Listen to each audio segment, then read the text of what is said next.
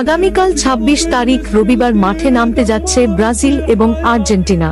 অর্থাৎ Argentine striker মাস্তান্তুওনোর club Real Madrid এবং ব্রাজিলিয়ান স্ট্রাইকার রাফিনহার ক্লাব বার্সেলোনা আগামীকাল মাঠে নামতে যাচ্ছে।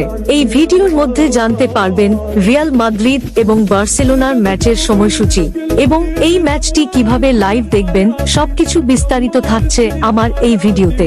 রিয়াল মাদ্রিদ ও বার্সেলোনার মধ্যকার খেলা মানেই বাড়তি উত্তেজনা। পুরো ফুটবল বিশ্বের নজর থাকে তাদের দিকেই।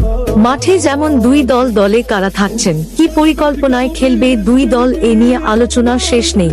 তেমনি জানার আগ্রহে থাকে দুই দলের একে অপরের বিপক্ষে করা পুরনো ইতিহাস।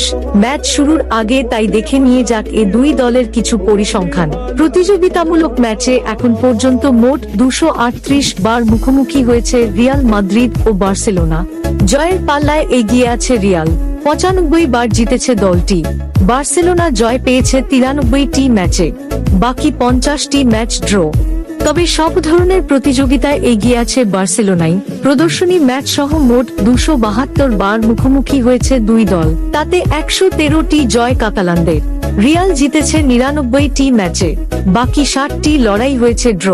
রিয়াল মাদ্রিদ এবং বার্সেলোনায় এই ম্যাচটি অনুষ্ঠিত হবে আগামীকাল 26 তারিখ রবিবার রাত 9:15 এই ম্যাচটি মাঠে গড়াবে। এই ম্যাচটি লাইভ দেখার জন্য ক্রিফাই টিভি অ্যাপস ব্যবহার করতে হবে।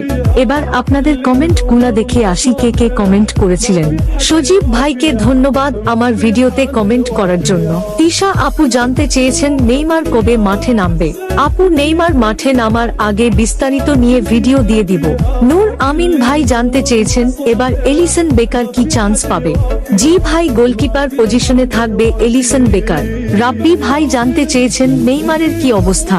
জি ভাই, নেইমার এখন সুস্থতার ক্লাবের হয়ে অনুশীলন করছে।